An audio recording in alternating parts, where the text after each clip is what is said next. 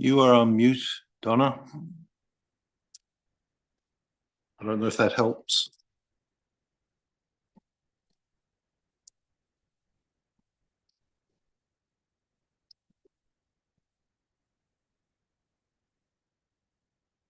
Not hearing anything.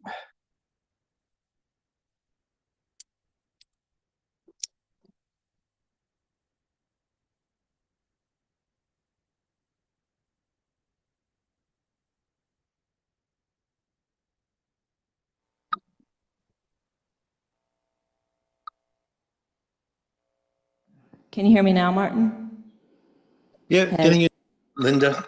Okay, good. I was just saying that there's a bunch of stuff here at the center that we're giving away.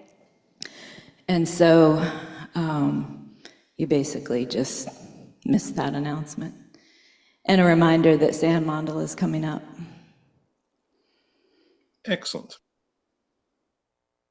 The things to give away, there's some really nice storage boxes out there that are on wheels. I mean, yeah. There's fabric, there's napkins, like cloth napkins. There's microwave, mini fridge, all kinds of random things. Awesome. We had every intention of being there this week, but other things got in the way yesterday, so. Well, we look forward to seeing you when you and Amy are here next time. Thank you. Meanwhile, we're glad you've joined online. So welcome everyone online as well as in the Kadampa.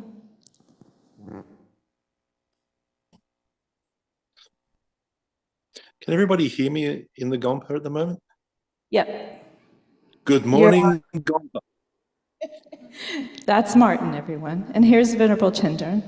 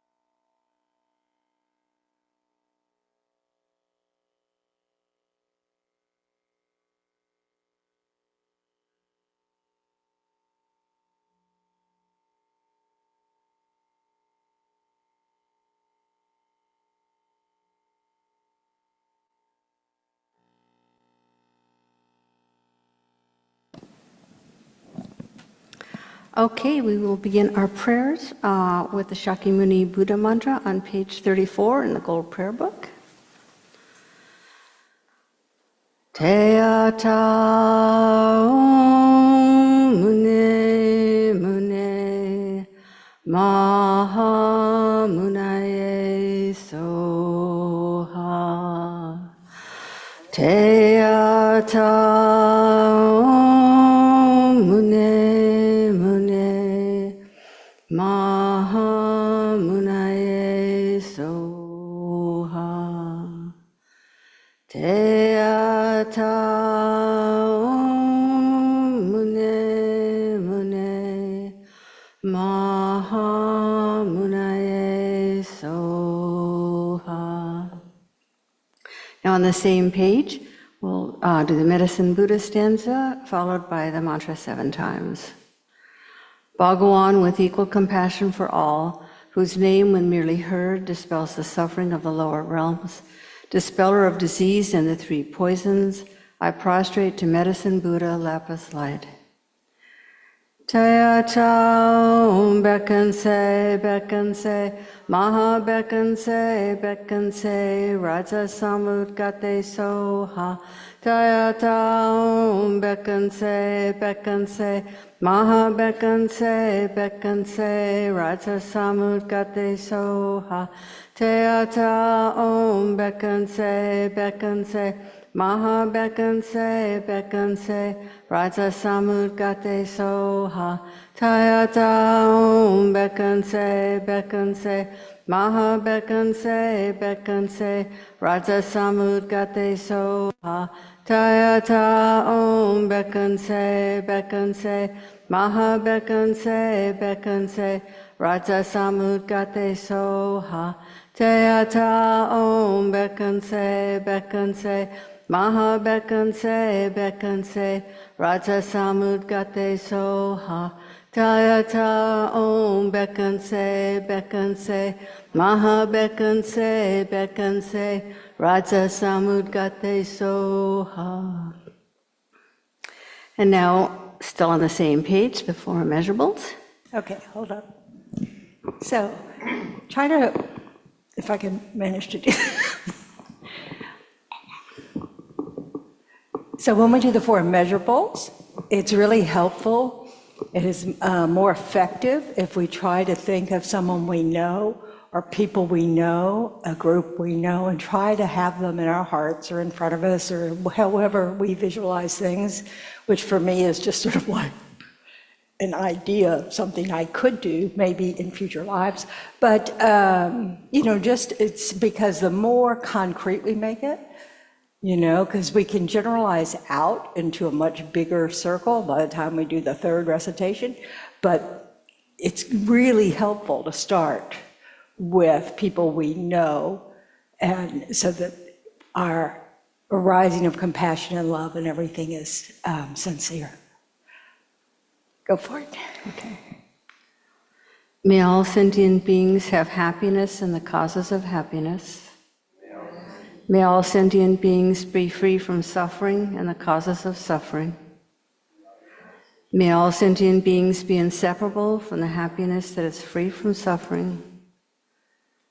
May all sentient beings abide in equanimity, free from attachment for friends or hatred for enemies.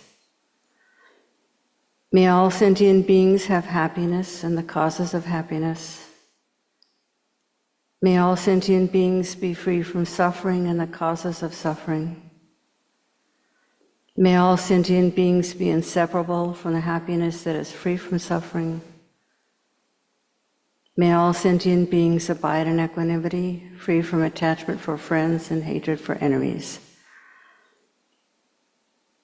May all sentient beings have happiness and the causes of happiness. May all sentient beings be free from suffering and the causes of suffering. May all sentient beings be inseparable from the happiness that is free from suffering. May all sentient beings abide in equanimity, free from attachment for friends or hatred for enemies. And now, on page 37, in the Gold Prayer Book, we will recite the verse of praise and mantra first for Chenrezig and then for Green Tara. Not veiled by any fault, white in color, whose head a perfect Buddha crowns in light, gazing compassionately at all beings, to you, Chenrezig, all-seeing one, I prostrate.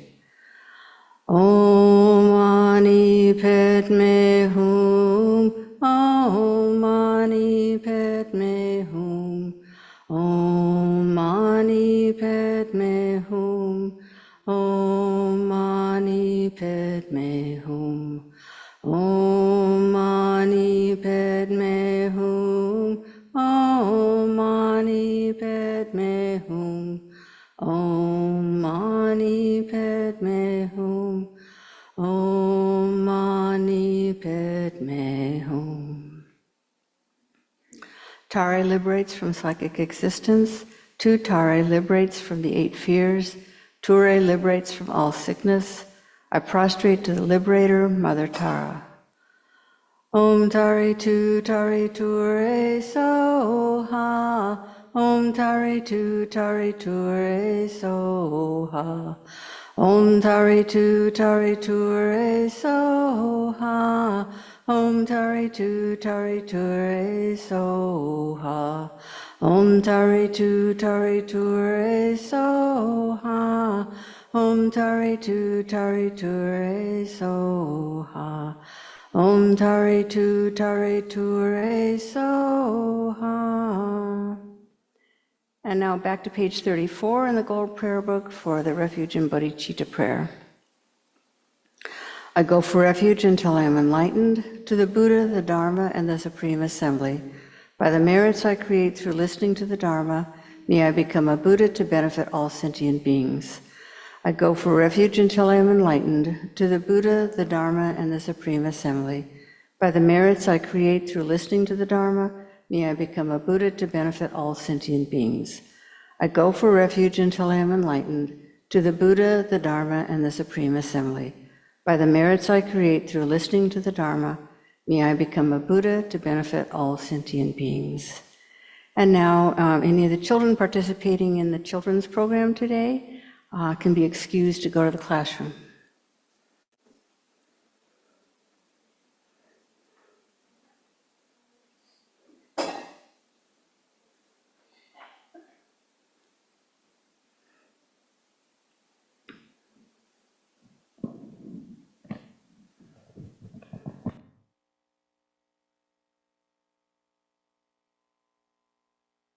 My head's fatter than this microphone. Or I don't know where. Or I just got a swelled head this morning. One of those things. Anyway, so how we doing? Oh, that's good. Anybody's mind suck? Yeah, just, it's too pretty of a day, isn't it? It's amazing to me. It's one of those things that's just like, you can see your mind, how silly it is, how we kind of, chase after the slightest pleasure. I walk out the door on mornings like this and it's like, oh, nice. It doesn't matter what kind of mood I was in. It's just like, I love this weather. So this is the kind of weather I have when I visualize being in a nice spot, looking at the blue sky, So, very simple. Is there a way to change this picture to gallery? What's his name? David. Thank you. Thank you. I didn't want to really see a great big picture of me all this whole class. It's too frightening. So anyway, all right. So we talked about purification last week, or the whole process of just being able to acknowledge things that we don't do so skillfully and, recognize the harm it may have done to ourselves or others, relying on the teachings about how to help ourselves through the teachings with wanting to try to change these habits when we're unskillful, to kind of go, oh, maybe not, and then do a remedy of some sort and resolve to try to do better. And then we rejoice over all the good stuff that we did do, the skillful stuff. So, any questions from that? Anybody do it at all this week? We got one head nod and see, yeah. It's amazing how it won't work if you don't do it. It just doesn't happen.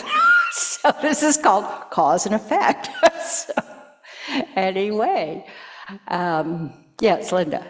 So I have something that came up. So before Geshe-la went on his break, we were talking about self-love. Right. And and you were here for most of those discussions, I think, right? Some of them, yeah. Okay. And so one of the themes that I noticed that came up during those discussions was that there was this idea of original sin. And I wasn't raised in a religious household at all, so this was kind of new to me. I was like, oh.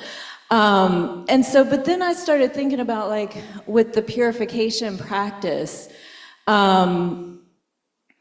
well, okay, let me go back and say a little bit more about the whole original sin came up, but then also there's another thing that came up, I feel, or maybe it was just me, is that in some traditions of Christianity, it's like if you go to confession, there's a priest who's like, okay, I absolve you from all that. Yep. And then you can go on about your business and do it all over again or whatever, and then you go back to confession and, oh, I absolve you from that. I'm pretty sure the idea is that you don't go do it all over again. But anyway.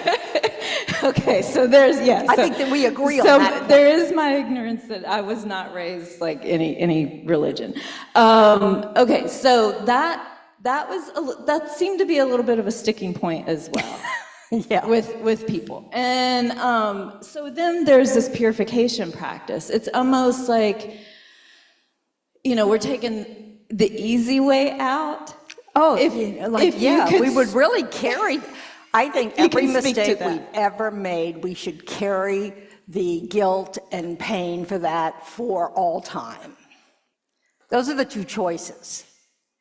You either can do something and let it go, or you can suffer about having done it forever. Now, we can call that the easy way out, or we can say we're taking action about having done something unskillful.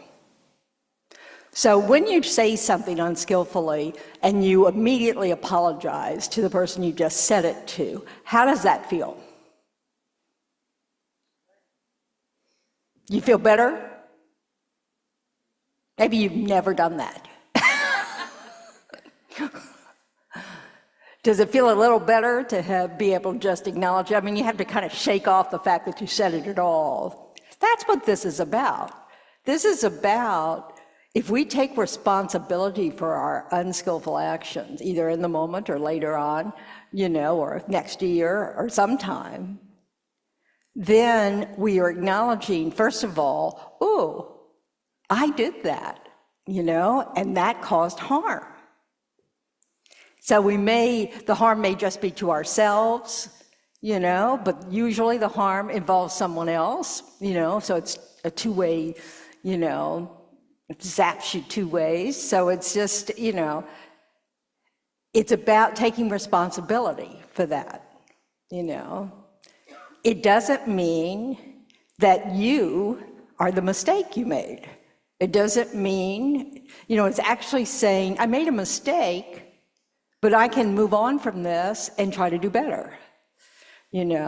Just even saying it out loud that, ooh, that wasn't skillful, that wasn't nice, that was mean, however you want to classify it, is a way of saying, I don't like the fact that I did that. And that helps us generate this real, genuine regret where we're just sorry we did that, we're sorry we caused harm, not packing a suitcase full of guilt where we say, I am so bad, I'll never get it right. That's not necessary. But instead, we say, okay, what can I do to remind myself I don't want to do this again? So one is apologizing, acknowledging to the person, if it's appropriate. It's not always appropriate. Apologizing. Sometimes you can't do anything about it. Like, the guy you cut off in traffic and you said something unnice with your hands. You can't find them again, but you can still take responsibility having done it, that you put out some negative energy there in the world, that this other person may have just kind of really put them off for the rest of the day, it may have just generated anger in them, and then we all know how good that feels to be angry. So, it's about just taking responsibility for our interconnectedness with other people, that what we do matters, you know? So we just take responsibility for it, but then we say, I'm gonna really try harder to not do this again. I don't feel good when I do it. Nobody else around me feels good when I do it. So maybe I'll drop this habit, you know, at least tomorrow. I'll try not to do it. No. You know, and so it goes. So there isn't this sense that there's some other being absolving us, saying, that's okay, do 10, whatever it is.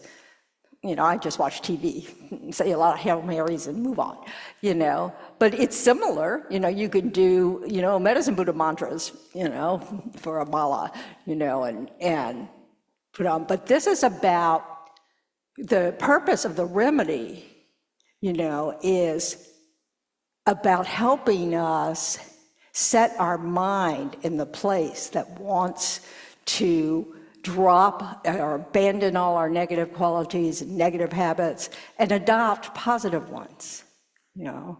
So if you have a practice like the 4 immeasurables that might make you feel good when you recite it, you know, you can recite that. If you've been given a practice by a teacher like Vajrasattva, you can say those mantras and do the visualization for that.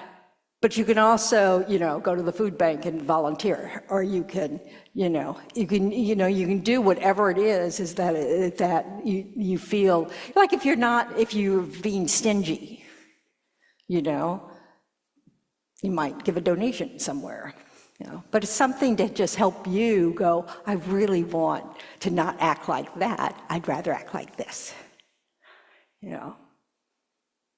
So it's about changing our mind, our habits of mind.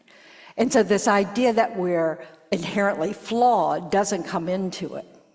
This idea of original sin is not part of the teachings here.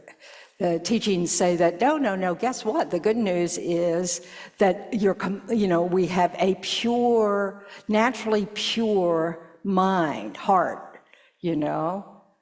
But we don't know what we're doing, so we keep doing things out of our ignorance about what actually will lead us to be, you know, acting better, feeling better, all that kind of stuff. Does that make more sense? Is that getting at some of those questions? Yes, absolutely. Okay. Thank you. Yeah. So one of the ironies here is doing this action of applying the 4 opponent powers is an act of self-love and self-respect. You know, it's an action that says, you know, I'm worth being able to move on from this. I am not my negative actions. I am not just negative actions in the first place. You know, we tend to dwell on the negative. That's why we have this extra step at the end after we've done applying our 4 opponent powers is, you know, the step of rejoicing that, hey, first of all, we just did our 4 opponent powers. So, you know, we can kind of go, okay, I'm really trying to do better, you know. And then we want to think about the things we did well, did skillfully, the kind word or the kind thoughts we had, or the fact that we took care of business and got our chores done, you know, the fact that we take care of our kids or keep our house clean or whatever it is that we, you know, we've done a lot of things that same day that we, you know, were unskillful in our speech or unskillful in our actions, we also did skillful things. And so we want to rejoice about those. That can be hard if you have a tendency to just dwell on the negative. You know, it's funny because some people manage to dwell only on the positive of other people and only on the negative of themselves. You know, it's like you want to make sure you have both skills, so you... But it's really good if we can develop this ability of recognizing, you know, both. Take responsibility for both. Oh yeah, I also did that, and that was a good thing. That was skillful. That was helpful. You know, not to develop pride, just to understand we're not one thing. There's nothing you can point to, none of your actions, none of your moments of speech, none of your thoughts that you can say, oh, that's me, as if that's the only thing that's you. It's not like that. But we have a habit of thinking that way. And so we want to spot it when we're thinking like that and interrupt that thought process and say, well, that's not true. No. You know, like when we think something's happened and we go into the mindset of, oh, that's not fair. Why should this happen to me? As if it's never happened to anyone else. You know, that I'm the only person that gets treated unfairly on the planet, you know. I mean, sometimes you'll catch yourself and you realize, I'm thinking that way. And intellectually, of course, we know it's ridiculous. But that doesn't change the fact that we've got some habit of mind that arises like that. And that mind is exaggerating the situation. And our mind's very good at exaggerating situations and moments. That's why when we do something unskillfully, we might exaggerate it to the point where I'm just a bad person, no hope, you know. Or we might do something really well and we exaggerate that and think, oh man, I'm the best. You know, that's probably pretty rare. But anyway, I'm sure Olympic athletes have to think that a lot while they're competing. You know, let's hope they leave it in the arena. So we want to start really becoming familiar with this habit of mind that exaggerates. Because that's what undermines or makes it difficult to have equanimity. Equanimity is a really important practice, this equalizing, you know, this kind of sense of, you know, treating ourselves and others with the same respect, the same accurate assessment. Just like, you know, we make mistakes, so does everybody else. Just like we do things well, so does everybody else. No need to make a big deal about our good qualities, no need to make a big deal about our negative qualities. And that's the same is true for others. We don't need to be there with our little judgy mind going, oh, did you see what that guy did? What a jerk, you know? We can interrupt that habit and recognize that's an exaggeration. I'm dwelling on the negative or the positive, it happens to be. And it undermines my ability to have a peaceful mind. An exaggerated state of mind is not peaceful.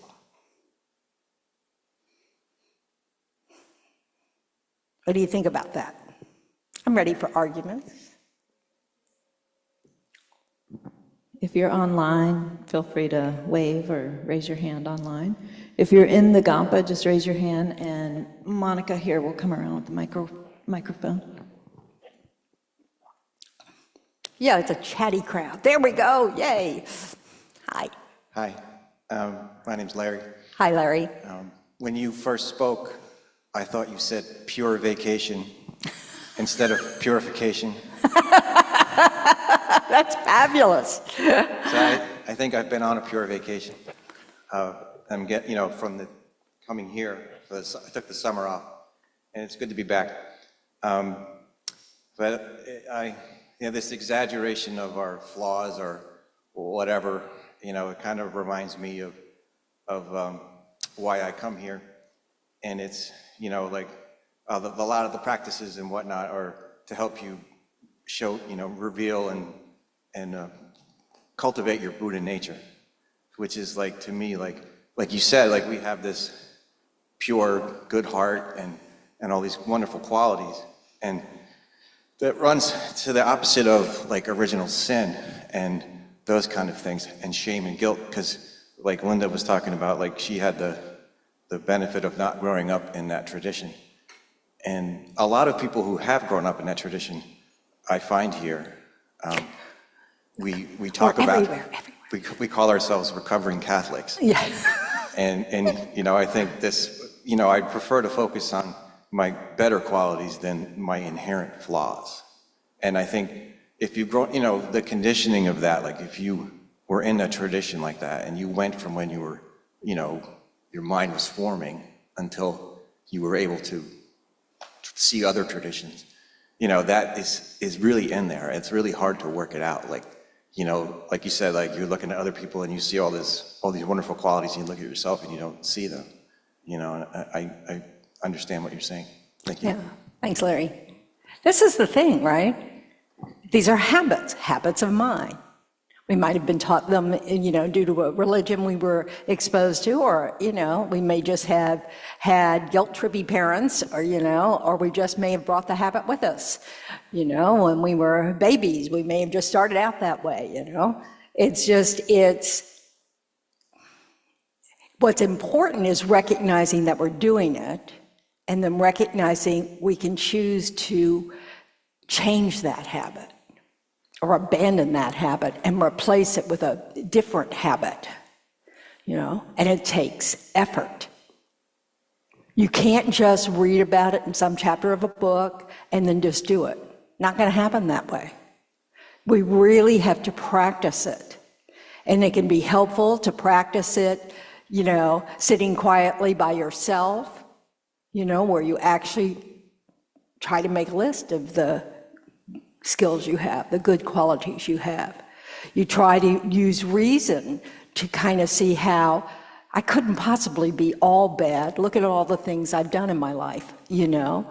Look at the people I've helped, or the children I raised, or the, you know, blah, blah, blah, blah. And you have to actually think about those things. You need to use your ability of reason to see that the habit is lying to you, and that maybe we want to stop it. So that when it arises, we can go, I know that's not true. I'm not going to listen today. Thank you. I do all sorts of things. Thank you for sharing, but I'm not listening. You know? So, but it's effortful. And then slowly, you might find that you don't go there so often.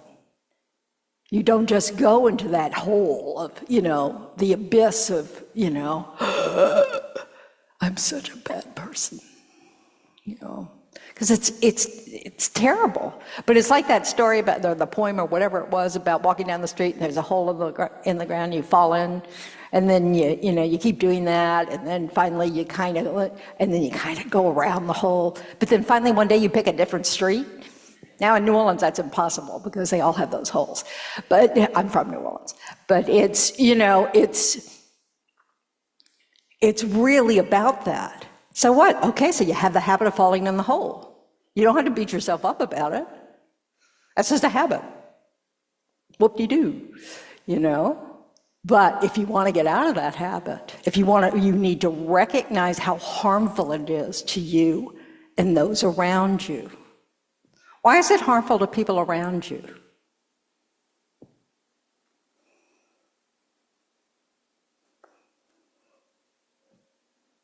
Yes. Putting off your achieving Buddha. The only way you can be helpful to other people in reality is to be a Buddha. If you keep falling in a hole, it's going to defer that. That is true. What if you're not there yet?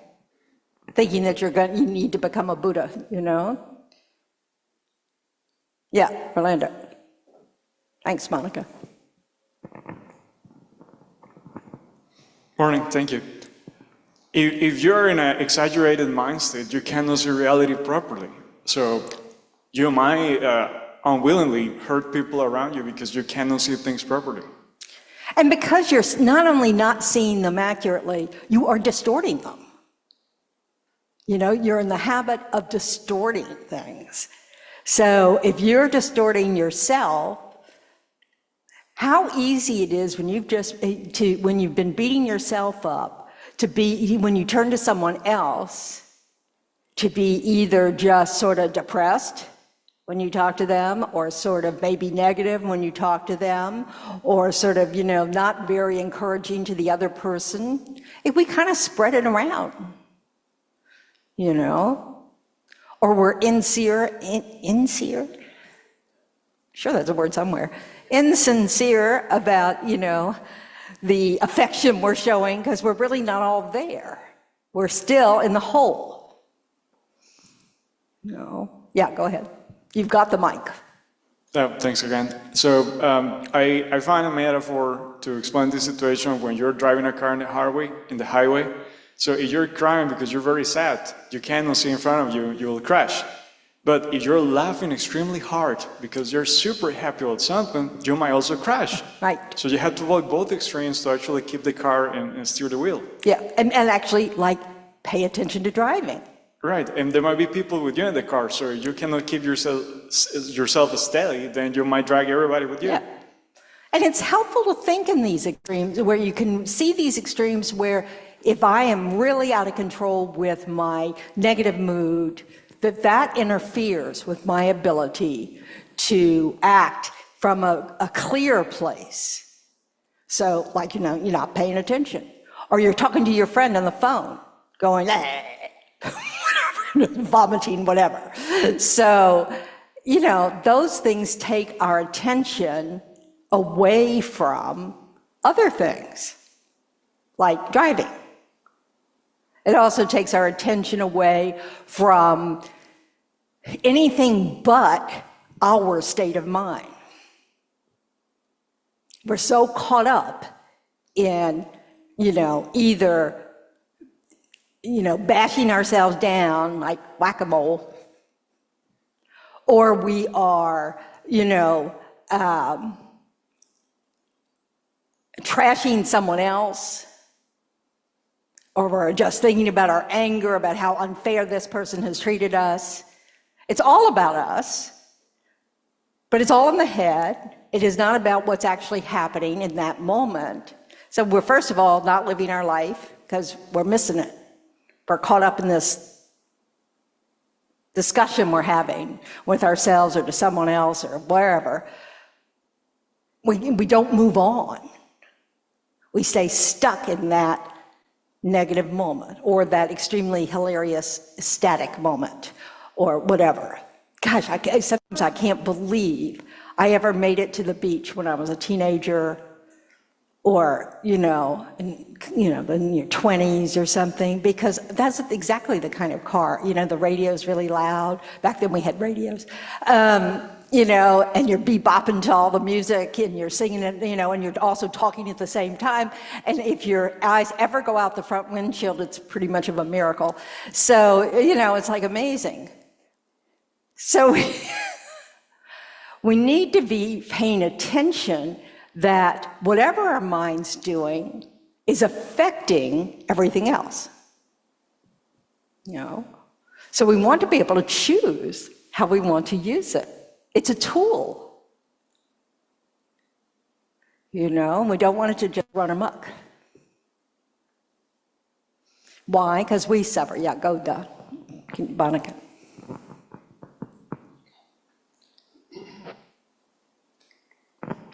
Yeah, what is your, you say bumper stickers all the time. Just don't do that. Just say no.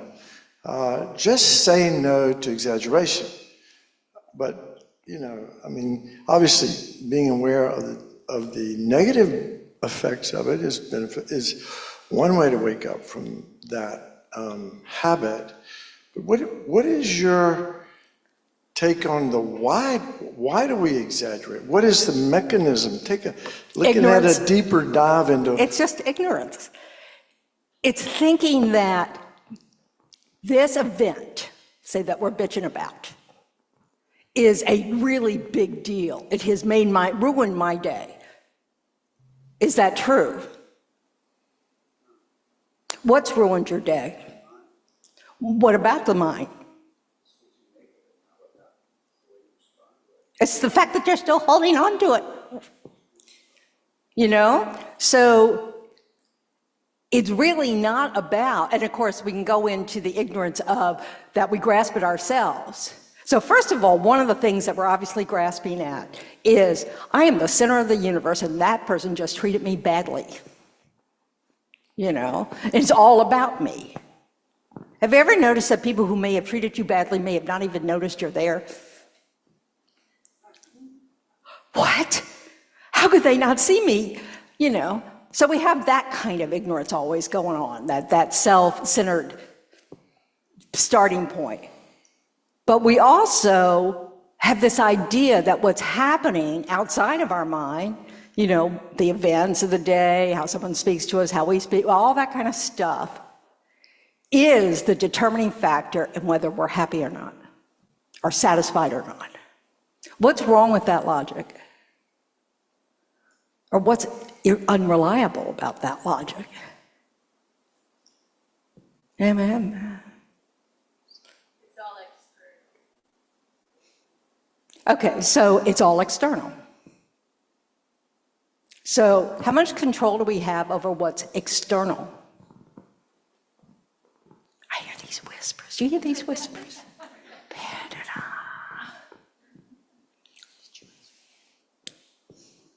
Okay, yes, you're chatting anyway. You might as well join in. Hi. It's zero. We have no control. We only can control our minds effectively to make change, to make things better. But we always assign it to the other and to the outside things that happened to me or did to me, and it's just not reality. It's not the way things really work, which is why we're here to figure it out. Well, this is why we you. need quiet time thinking about things, because we need to go through this kind of reasoning. Can I really control what other people think of me? Can I really control what other people say to me? Can I really control, what happens? Can I control if I have a flat tire? Can I control if the person at the cash register, is quick enough for me? Can I control, all these external factors? If we are placing our ability to be content or satisfied, on others, what are the odds? Occasionally, oh my God, they got it just right today. But it's not very predictable, is it? Now, what if you have control over your mind, of how you respond to whatever happens? Then what are the odds? It's all in your power. That's the amazing thing. It's how we work with our minds, how we notice, oh, look at how I'm reacting to this. I am making myself miserable. Or I'm making an expectation that no one can live up to. Or we just need to notice what's going on in the mind and go, is that helpful or not helpful, the way I'm thinking? And then when you get a chance, now in the moment, when you're out in the thick of it, the most you might be able to do is just say, stop that, or I'm not listening, or whatever. But that will work better if you also do some quiet reasoning about it. Like say something happened today that really just got under your skin. When you get home, it's good to reflect on that and think, okay, what part did I play in this misery that I experienced? What part did I play in this disappointment? What part did I play in whatever it is, whatever experience you had?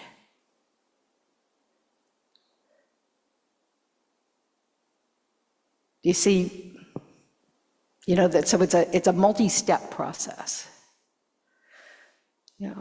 But then, it can be helpful to also, instead of encouraging yourself with this train of thought when you're out in the thick of it, where you just kind of go, all right, I'm not following that conversation. It's not helping me, because the sooner we can interrupt it, the less it does to us. Is that making sense? Yeah. I've also found that if my mind is not in a state where I can actually handle it mentally, just to remove myself, like go take a walk or whatever. Yeah. That's really key, is thinking about what are your options,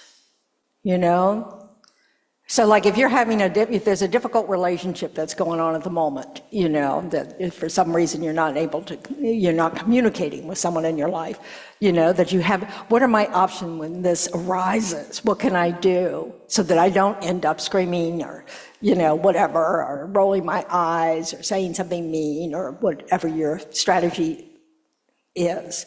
You know, then you can think about, well, I could go take a walk, and I'll just have to say, you know, I'll have to say, I'm sorry, I need to think about that for a minute. I'm going to go take a walk, you know, and disengage. You know, so we need to have strategies to help us interrupt. We also need to recognize that if we're really hooked, you know, we're really still angry or whatever, our thinking, like Orlando was saying earlier, isn't trustworthy. It's not accurate. Reasoning is not going to magically take over. You're going to still be, you know, justifying how, you know, whatever it is you're thinking, that exaggeration. So you need to kind of go, okay, not yet. And not feed that state of mind, not keep going over it in your head about all the reasons why you're justified in being angry or hurt or whatever. You know, you need to just be able to set it aside. We need to try to find a place of calm before we start to try to reason our way through, because we're not being reasonable, because some other state of mind is taken over, and it's a disturbing state of mind. You know, there's no calm present. So it's good to develop, this is the whole point of developing techniques like 9-round breathing, like following the breath for 5 minutes, about trying to find a way. You may have to get up. You may have to not just keep sitting. I know, I realize that. Thanks, Randy. I was just thinking, the last 10 years of my parents' life was their primary caretaker. Yeah. And so I was dealing with two parents that had At their best? pretty severe dementia at the same time. And I've got to admit, at the time, my meditative practice was not where it needed to be. Yeah.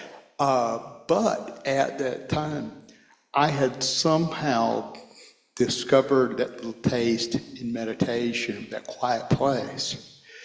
And I couldn't go to it regularly on the cushion back then. Right. But for me, I could get on my bicycle and ride for a mile or two, and it would take me back to that same quiet place. So as I was going through those 10 years dealing with my parents, when I would come to a point that I couldn't go any further, you know, with me, and I felt like I was going to blow up, hey, Mom, I'm going to go for a bicycle ride. Yeah, I did the same thing. You know, I'd get out and I'd be gone for 15 minutes, and if it wasn't quiet, I'd check on her. Oh, I'm going to ride again, you know, and for me, that opened the door. That made me understand there's a quiet place that's already inside all of us.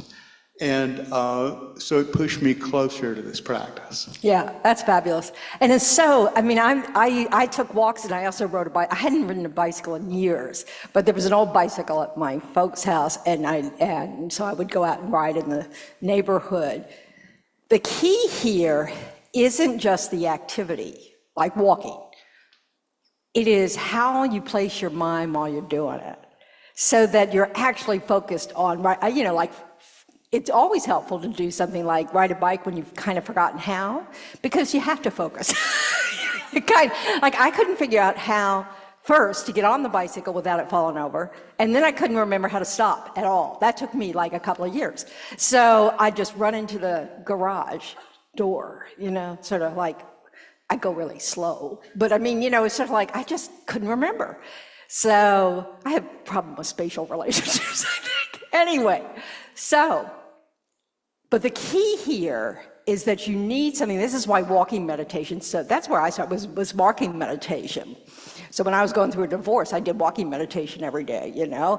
And the key was I wasn't thinking about anything else. You know, I would try to just think about what I saw or feel my feet hitting the ground. You know, I wasn't any great walking meditator. I just, you know, and then I started to notice that every single time I'd go for a walk, I'd see something amazing. Either just a tree with no leaves that was just, you know, stunning, or some flower, or some bird, or something. And I realized that was not a habit in my life. This was just, you know, this ability to see something nice and recognize it and kind of hold it for a moment, you know.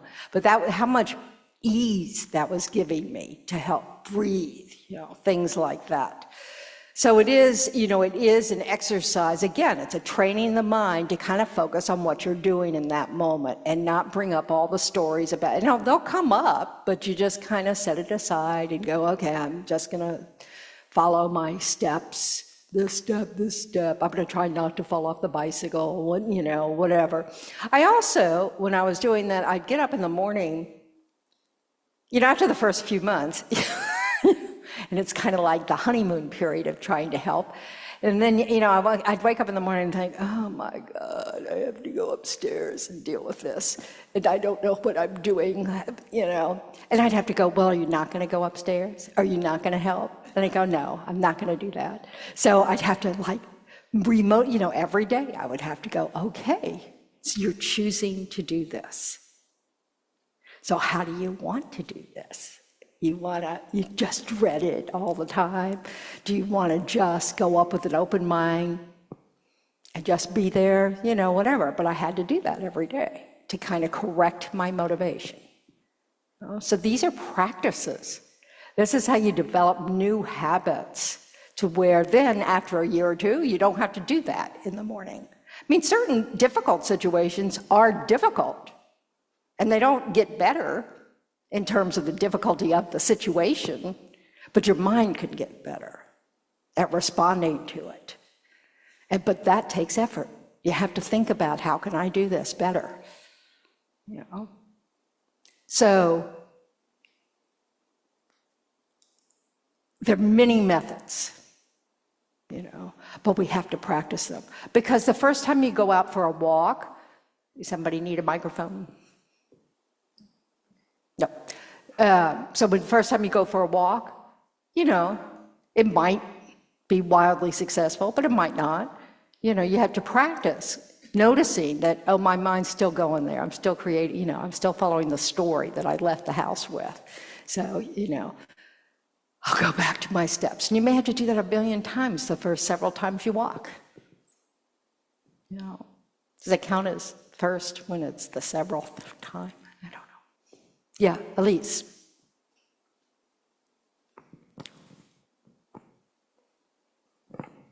It reminds me, years ago, I was a special ed teacher, and I had this group that was especially difficult. And in the group that was difficult, there were a few students who were especially difficult. So when they would come in, it was like, oh, dread, you know, like, oh, I wish they would be sick today.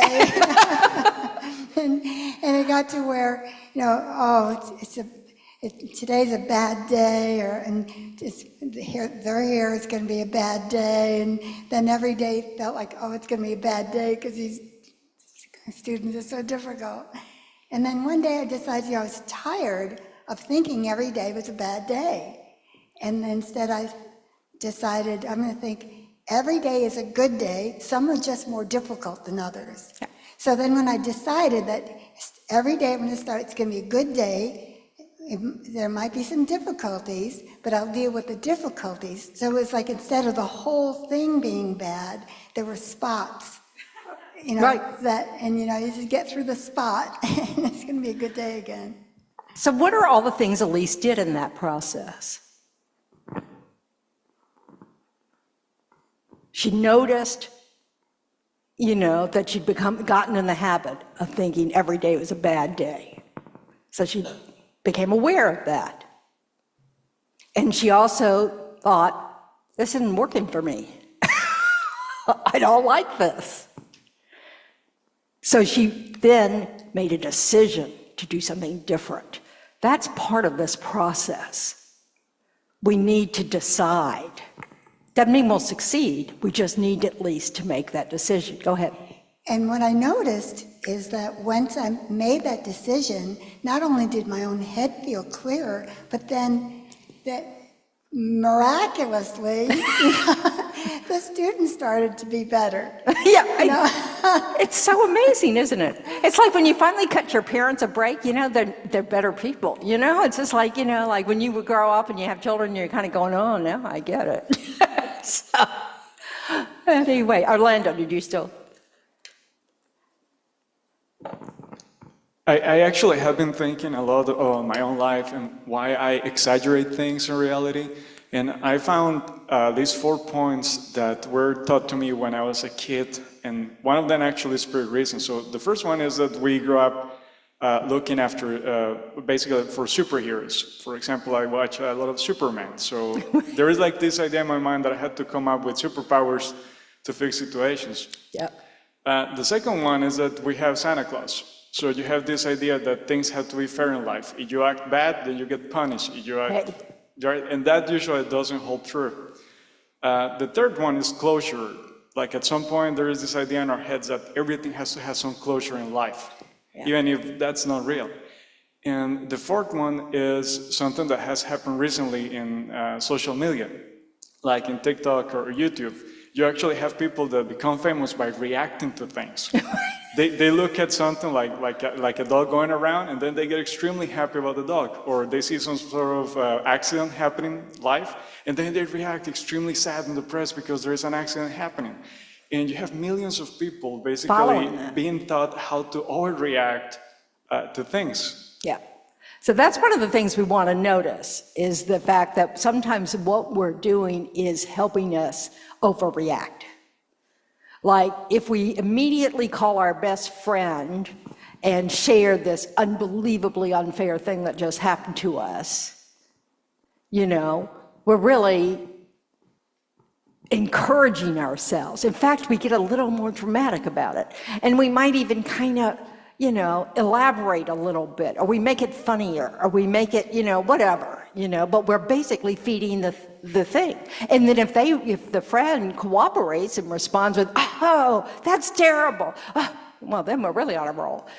So we want to know if we have that habit, because then we can choose, I'm not going to call them immediately and tell them the story, because it just helps me stay mad or stay offended or whatever, and I'm just making the whole world about me again. It's just this understanding that we can choose to do things that help us, like go take a walk, to sit down and think. And I mean, with the fairness thing, fairness was a big thing to me when I was a teenage girl. And nothing was fair because I was a teenage girl. I mean, it's just not starting off well. So that was a big thing to me. And now, when those kind of thoughts arise, I can really laugh at myself, because it's so ridiculous to think anybody's that things happen in some sort of fair way, Now that I understand this idea of karma, that, we've done things way back, and they're not ripening now, it makes even more sense. But so now I'm back to thinking it's fair, but only from the point of beginningless time. And generally, that's not how we experience life. So it's this recognition.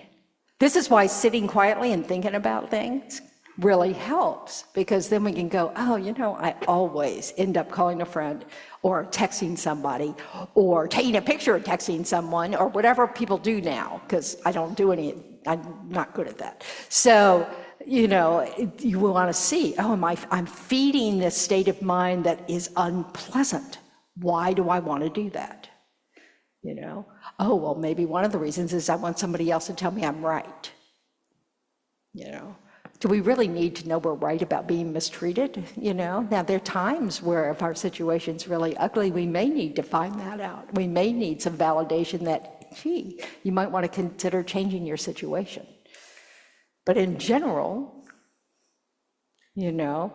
again, we want to come back to the thought, just maybe the person that mistreated us, really, it wasn't about us at all. It was about what was going on for them. You know? So they turned their inner turmoil outward towards us, and it had nothing to do with us. You know, so just like I do that at times, I can cut someone else a break and assume they do that too. You know, and not make it all about me. But we have to think about these things. We have to notice what we do, notice whether what we do is helpful or not helpful. Think about options, other things we could do. You know, and so we can start to change the way we respond to things. And initially, mostly, we have to pause, you know, and not respond right away. In other words, not react. So, but then we can take that information to some quiet time and think about it and see what we might do differently, you know, because most of us have some habits that are pretty chronic that aren't very helpful, you know, and we just need to spot those and recognize I'm causing myself suffering here. What can I do about it? Because we have control over those. You know, we can't control the traffic.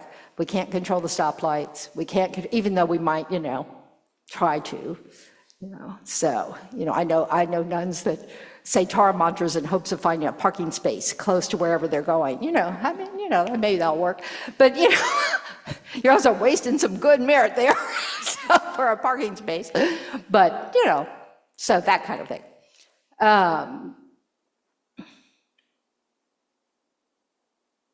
And one of the things about doing, applying the 4 opponent powers at night is it gives you some practice at just acknowledging a mistake, not exaggerating it, not dismissing it, like it doesn't matter if you said something not nice to someone or impatient with someone or mean to someone, you know, or you even just had those really ugly thoughts which just made your mood terrible, you know. But that, so you're acknowledging that, yeah, that wasn't a good action. That was unskillful. You know, you're taking responsibility for it. You kind of regret the harm it did. You try to sit there for a moment going, how do I feel when someone says that to me? Says something similar, you know? It doesn't feel very good. It can, you know, it kind of lingers, you know? Well, I'm sorry I did that to someone else. You know, and kind of let yourself just acknowledge, oh yeah, this was unskillful. And then you can do a remedy, like say some mantras, and then you can resolve to do better tomorrow. Maybe I'll apologize to the person tomorrow, whatever. And then you can move on. Not move on in a dismissive, it doesn't matter way, just move on saying, okay, I've taken this on, it's on my to-do list to do better, you know, and not a week from now, go, oh, when you see that person again,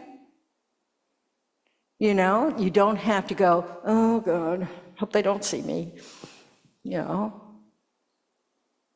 Because we carry these things, and then that becomes that suitcase full of guilt, which I can't even lift anymore, you know. So it's, you know, we really want to unpack it and deal with it and be able to see where I've exaggerated unskillful actions of body, speech, and mind into character traits. And that's not necessary. Did that answer your question, Doc? I mean, eventually, somewhere along the way, did we touch on what your question was about? Yeah, you. Okay. I had one other thought that just, you know, kind of segues into that, is that I know that, for example, I'm looking at you, I've known you quite a few years, so when I see you, I think, hey, pleasant person, and a lot of that sort of I mean, I'm not exaggerating, for me, you are. So that's my habit, that's my karma, to see some people as unpleasant and some people as pleasant, but getting even underneath that, I think I noticed, I remember reading someplace where, for example, when we see an object, let's say it's an attractive person, and we see them as inherently attractive. I mean, I'm over here, they're over there, and I'm seeing their attractiveness as coming from their side. Right. And I have a tendency to exaggerate. I mean, it seems... It's really there. First of all, we think it's permanent. Their attractiveness is real and is permanent. It's never going to change. And so we just intuitively, we've already distorted and exaggerated. Why? We don't realize, that 60 years from now, we're not going to be looking at the same person. Right. Right now, we think this is, so there's that whole distortion of seeing things as inherently Yeah, this is how things existent appear the to cause us. for the root cause of the exaggeration, which you alluded to, is basically ignorance. Yeah, because we do think things are that. We're doing it with ourselves when we bash ourselves up. We think, oh, I am this way. I am a terrible person, and I'll always be like this. There's nothing I can do about it, da-da-da-da-da. We also do it with others, So I have so many examples of seeing an attractive object and going, oh my God. I spent a whole hour, I think, at the Jazz Fest in New Orleans when I was like 20, just staring at this guy going, how can he be here in front of me for me to feast my eyes upon? It was just, and I was completely aware of how ridiculous it all was. I couldn't speak, just like, because I was young, but it was just like, ridiculous. But yeah, exactly. We really think that, it's like Venerable Rita says in the chocolate cake, we think that deliciousness is an ingredient that's actually put in the cake. This is our thinking that things are coming from their own side, that it's not delicious because of our karma or our, predisposition to like chocolate or whatever. It's that it's always going to be like that. Is that true? Is it true even for chocolate cake? If you like chocolate cake. If you don't like chocolate cake, substitute something else. No, it's not true. And this is where the reasoning comes in, because one of the things that we do when we exaggerate, like especially in that kind of situation, is we're setting ourselves up to be disappointed. Because there's no possible way that this object is going to be that. It's an impossible way to exist. Things aren't permanent, they're constantly changing. They're all from our perspectives, we talked about a few weeks ago, the filters. We have these filters that see things. Why do we do that? Well, partly because we're attracted to things that we find pleasant. Why? Because we assume that things that we find pleasant will make us happy, because we're still externalizing our happiness. We don't like things that are unpleasant, so we want to avoid them because we assume they're going to make us suffer. We think it's really the object that's doing that, not our minds that are doing that. Did you want to add something? I just making the connection between this tendency to exaggerate and expectations. Yeah, that's important. Because, for example, not that I'm good at it, because I do it, we all do it. I know I do it, and my kids do it, and a lot of times I have to listen to them tell me how they're not good enough, they're not smart enough, they're not skinny enough, they're not pretty enough, they're not. And all of this is their interpretation of something that's going on in the mirror or in their lives and stuff like that. And so one of the things I've been talking to them about is said, look, you're pretty enough, you're smart enough, you're fast enough, you're good enough, you're enough. Instead of this expectation of perfection all the time. Got to be the best, expectation, really distorted. Just coming to grips with the fact that we're okay the way we are. And not We're only enough. that, we're enough, and we don't have to hold ourselves to someone else's standard. You know, that it's like, I saw this interesting, it was a project that, I don't know, that Maria from Miami, her daughter did for school. I tell you that I don't know any other information about names or anything, but it doesn't matter. But her daughter's like 17 and applying to colleges, right? And she's working out in her mind what her self-worth is, regardless of whether she gets in to all the colleges or whatever it is, you know, and she goes through this process of being able to say, oh, well, if I get turned down by this school, has anything changed about me? You know, I'm the same person that I was 5 minutes ago before I opened the envelope that said no, you know. And she went through all these things and started to realize, oh, it's my expectation that's getting me like this, you know, that my self-worth depends on whether or not I get in. But why? I don't change whether I get in or not. So this is the kind of reason, you'll have to watch it. It's great. Because, you know, anyway. And she learned it from Venerable Amy, this whole rational, it's a way of looking at it differently. And so one of the things that the teachings say is that if we have a tendency to have to exaggerate things as being, you know, good, or I'm the best at it, to think about, you know, if you have a lot of pride issues, then you might want to think about all the things you don't know, you know. And if you have a lot of, you know, the opposite of low self-esteem or low self-worth, then you have to think about all the things you do know, you know, that you can do. It makes me think, I was talking to a friend of mine who's Mormon, and they have a very strong tradition of volunteering, and they encourage that even in their children. And she was saying how her teenage daughter was having a really tough time in high school. She thought she was ugly, skinny, not skinny enough, all that stuff like that.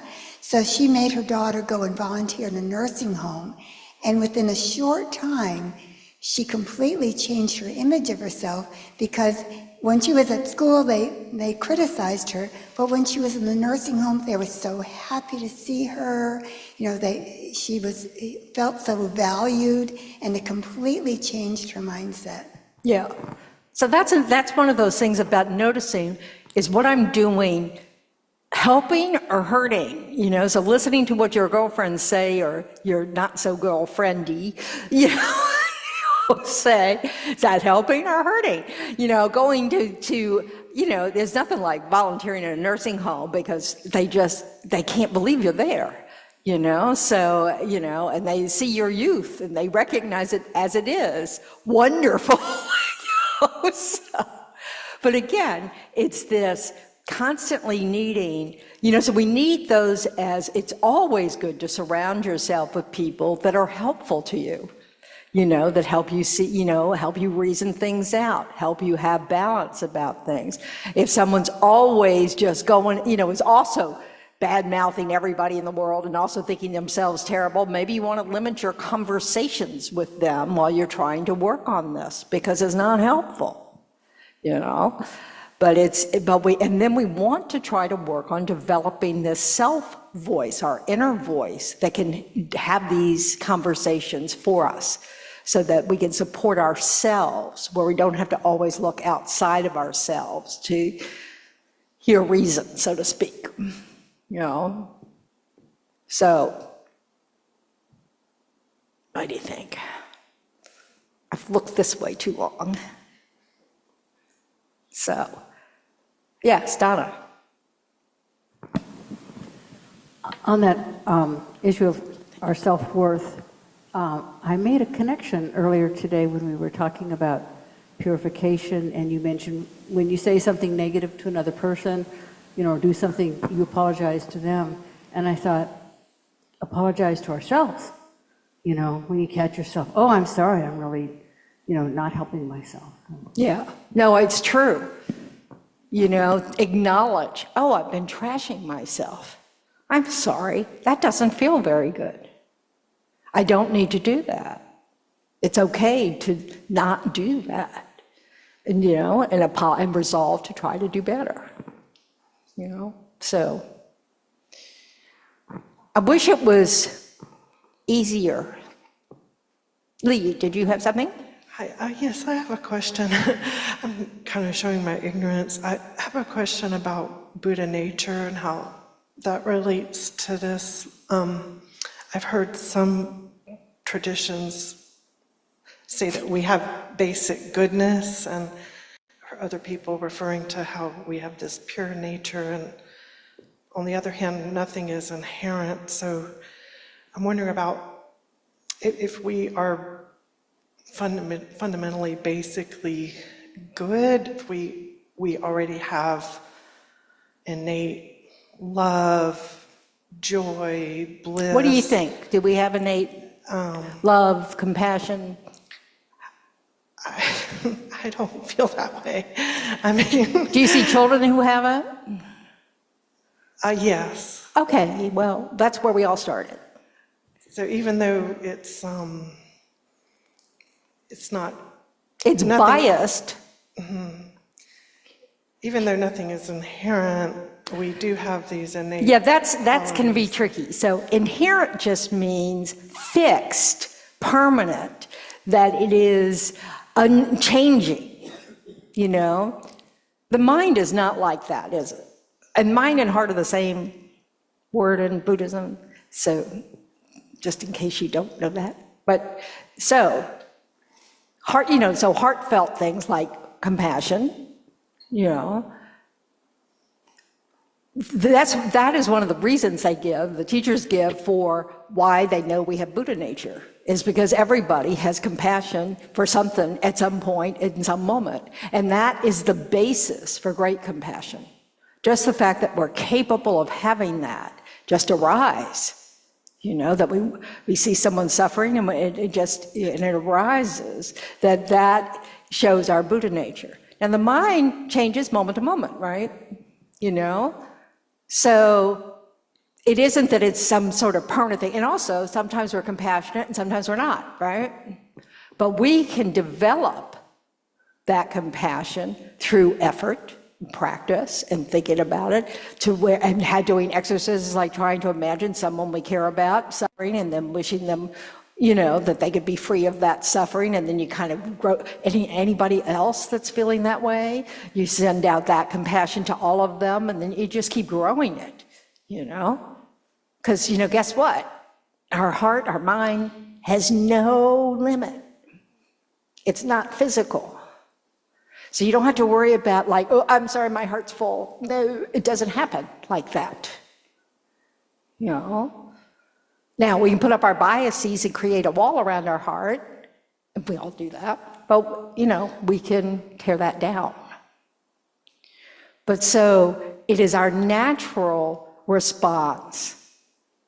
These good qualities arise naturally, and then we can cultivate them so that they expand and become more universal, and not just the people we like or, you know, all that stuff. Plus, our negative states of mind, and they're correct, this is kind of key. According to Buddhism, states of mind like love and compassion, love being the wish that people are happy, compassion, the wish that they're free of suffering, generosity, that if someone's in need, you want to, you know, you want to help them with generosity. All these good qualities are correct states of mind. There's nothing wrong with them, you know. Whereas greediness or jealousy, they're inaccurate states of mind.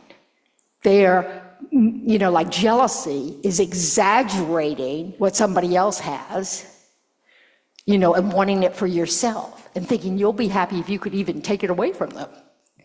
And that's not true. It's an inaccurate state of mind. So we can correct the inaccuracy of it and develop wisdom. You know? So we don't need to abandon love and compassion and all those things, because there's nothing wrong with them. You know, but we want to remove the bias, the things that are inaccurate in the other states of mind in our mind that distort it. Thank you. It's coming. In I may be wrong about this, but in Lee's question, also like, what I heard was, I'm not experiencing Buddha nature. How do I know that it's true? Yeah. And I mean, you explained some reasons for it, but I think at the very basic level, we have to have faith. I mean, and His Holiness, I just remember, I get these little daily quotes. You know, the calendar turns over, and one of the recent ones was how everything depends on faith. And, you know, we're so sort of arrogant in Buddhism. We reason everything out. But you know what? At the end of the day, it really comes down to faith. Faith in karma, because we can't prove it. Faith in rebirth. The one thing His Holiness says we can prove without a doubt is that wisdom of emptiness is just so obvious when we look at it carefully. So that's helpful, because that gives us a little bit of, we're more willing to creatively align with the teachings on karma and past and future lifetimes if we understand the profundity and truth of the wisdom of emptiness. But anyway, what I'm getting around to is the importance of faith in Buddhism is way underestimated. And I know just from listening to some teachers, I've not actually had this experience, but I know, for example, their teachings on Buddha nature and their practices where, you know, if we do them sincerely, we can actually taste it. We can actually experience our Buddha nature rather than having to just buy into it on faith. And of course, eventually, if you develop your mind, all these things that we're doing on faith, we'll be able to know. And that's kind of cool, but I'm nowhere near that. So, but yeah, I think this faith thing, like one of the things I know I relied on early on was the teachers I trusted really didn't strike me as crazy people. I mean, that sounds kind of ridiculous, but it was true. It's like, you know, they're saying that this is true, and they've done all this reasoning and and they don't seem like crazy people, you know? So that was helpful. The fact, and this is, I mean, I'm embarrassed, but it's true. But the fact that you and Robbie were GPs at a local practice and were running this center really helped me. So they're like, okay, they have a science background, you know, so, you know, it just, because there's some things I learn in Buddhism and I think, oh, that sounds a little flaky. I don't know how I'm going to deal with that. But, you know, but having teachers that I can turn to and go, you know, well, I don't think they're crazy, so let me listen to what they have to say about it. You know, so it's just, you know, because I don't have the wisdom yet. I don't have the single-pointed state of mind to realize emptiness directly. I don't have those things yet. But you know, but the teachings make sense to me. I've always had to go in reverse. I've had to go, if you are a Buddha, what would have to happen to get you there? And I just kind of go backwards. Oh yeah, you'd have to know everything about everybody, you know, da-da-da-da-da. You'd have to be able to know that all at once. You'd have to, you know, and then you kind of go, you know, and so all the steps, you know, when you do presenting the path, you know, I get, you know, I go, you know, I could see how that could work if the starting point can work. Now, I'm not saying I knew the starting point could work. I'm just said the whole path makes sense to me, you know, so that gives me faith, you know, that it's just, you know, so you have to find those ways and then we have to not ignore them. You know, we need to refresh this when we have doubt, you know, like, because one of the things we can say to ourselves, well, I have Buddha nature. The Buddha said everybody can become a Buddha. So when I'm bashing myself, I can allow myself to kind of pause and go, okay, well, I'm going to act as if that's true. So anyway, okay, we've out of time. Thanks for all your participation. Robbie, did you have, I always wonder if you have announcements, because you have all that stuff outside. Thank you. I'll move towards the front. As people can see by looking around, we've cleared out for our center renovations and improvements. The first major project we've put into this wonderful building since we've been here for 20 years is really in need of TLC. So we've cleared everything out, and thank you to everyone who's participated in that enormous task of going through the office and the classrooms and the storage units. It's really, some of the stuff that turns up is of archaeological significance, and we're trying to figure out what to keep and what we can dispose of. But now that construction is getting ready to begin, that means the bills will be coming in also. And people have been very generous in supporting this project, and we thank you greatly for that. And if you haven't so far and are in the position where you can make a financial contribution, with the total cost being about $150,000, any amount is greatly appreciated. And you can find all the details on our website on how to give in various ways. And David Strevel, who is the project manager, is posting regular updates. Is there anything you want to add, David?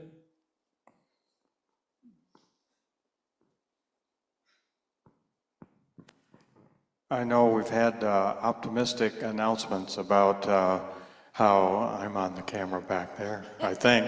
No? I'm not? Way over here? Okay. So we've had optimistic pronouncements about construction starting. It's been delayed a bit due to failure of some parts to arrive, the doors, the special doors and things that have to be ordered. But the contractor now says, and I feel it's likely to be true, that it will start on the 17th of September, which is a week from Tuesday. So that's the news there. We have bought all the appliances that we need, almost. They're waiting in the classroom. And I'm ordering a refrigerator tomorrow. And so we're getting all that in hand. As far as the making donations, just look at our website. There's a button there, click donate in upper right. And when you go down into that window that pops open, there's a item 2024 renovation, and you can make a donation there. That's for using a credit card or your bank account. Or if you want to make a large donation, it's best to do it by check, because then we get all the money and not 98%. And so in that case, you can just put it in the plastic box right outside the door here. Speaking as a treasurer. So we've been doing well, and Rob, you want to say more? Just that the center will be open the whole time. Yeah, it won't affect our programs. And you will have access to bathrooms. That's always And we have, what's the fourth Sunday? We're still having the potluck on the fourth Sunday of the month. And there's Guru Puja this Friday, is that correct? So Friday, for those of you who want to sort of develop that Guru devotion, but who like Tibetan ritual, all that kind of stuff, but be here Friday at 7 or 6, 6:30, at 6:30. La Mola is going to be, whatever you call it, chance master. So anyway, that's always a good practice, great merit. So anything else? Now we just need to dedicate. So you take a moment to rejoice in your efforts of trying to look at your mind at, that you're here because you want to benefit yourself, but you also want to benefit people around you, and how wonderful that is. That's a really wonderful thing. So we want to dedicate the merits from that and for all our good efforts in trying to understand the Dharma. One thing we want to remember is all the people on our prayer list and everybody else who needs our prayers, which is going to all be addressed in Shantideva's prayer. Okay, so if you're in the Gampa, page 246 in the Gold Prayer Book. May all beings everywhere, plagued by sufferings of body and mind, obtain a notion of happiness and joy by virtue of our merits. May no living creature suffer, commit evil, or ever fall ill. May no one be afraid or belittled, with a mind weighed down by depression. May the blind see forms and the deaf hear sounds. May those whose bodies are worn with toil be restored on finding repose. May the naked find clothing, the hungry find food, may the thirsty find water and delicious drinks. May the poor find wealth, those weak with sorrow find joy, may the forlorn find hope, constant happiness, and prosperity. May there be timely rains and bountiful harvests. May all medicines be effective and wholesome prayers bear fruit. May all who are sick and ill quickly be freed from their ailments. Whatever diseases there are in the world, may these never occur again. May the frightened cease to be afraid, and those bound be freed. May the powerless find power, and may people think of benefiting each other. For as long as space remains, for as long as sentient beings remain, until then may I too remain to dispel the miseries of the world. And now on page 244, the Long Life Prayer for His Holiness. In the land encircled by snow mountains, you are the source of all happiness and good. All-powerful Chenrezig Tenzin Gyatso, please remain until samsara ends. And page 245, Long Life Prayer for Khyentse Rinpoche Jetsun Lobsang Delik. The one who mastered his speech at a very young age, the one with great patience who received the name Avatari, the one with great precision who spread the teachings of Lama Tsongkhapa on bliss and void, Lama, ornament of the yellow hat tradition, please remain until samsara ends. And now if you'll go to the inside of the back cover of the Gold Prayer Book, and we'll say the prayer for the swift return of Lama Zopa Rinpoche.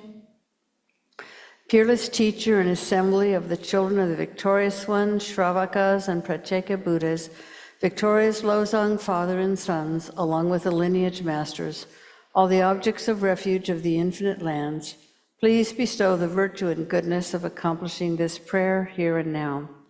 Holding and spreading the Muni's precious and complete teachings through explanation and practice, you wore the armor of patience that is never discouraged. Incomparable, venerable Guru, to you I make request. While striving single-pointedly for the sake of the victorious one's teachings, the sole gateway through which all benefit and happiness emerge, and from other living beings, you suddenly departed to peace. What a great loss. Nevertheless, through the undeceiving truth of the blessings of the ocean of the three jewels and the great waves of bodhicitta of the children of the victorious ones, may the smile of a reincarnation swiftly beam in glory for fortunate disciples. Now inside the front cover, we have the Long Life Prayers for Geshe Gelik Choda and Geshe Sangpo. Supreme Guide, you lead us on the many paths of virtue. A shining sun, you give us the best of excellent explanations. Supreme virtuous friend, you are a constant Dharma companion. Lama who has renounced fame, may you ever remain. You who have steadfast imprints of virtuous qualities and keep the instructions of the glorious Guru in your heart. You who pass day and night with noble activities, great virtuous friend, may you have a very long life. And now we'll chant 7 green Tara mantras to benefit all beings. Excuse me. Om Tare Tu Re So Ha. Om Tare Tu Re So Ha. Om Tare Tu Re So Ha. Om Tare Tu Re So Ha. Om Tare Tu Re So Ha. Om Tare Tu Re So Ha. Om Tare Tu Re So Ha. Thanks, everyone. So, and if you don't know your neighbor, at least say hello and say your name. So, so you'll know your neighbor. So anyway, then don't wait on me because I'm very slow up here. And feel free to check out all the things out in the lobby that are for free and take them. Please take them.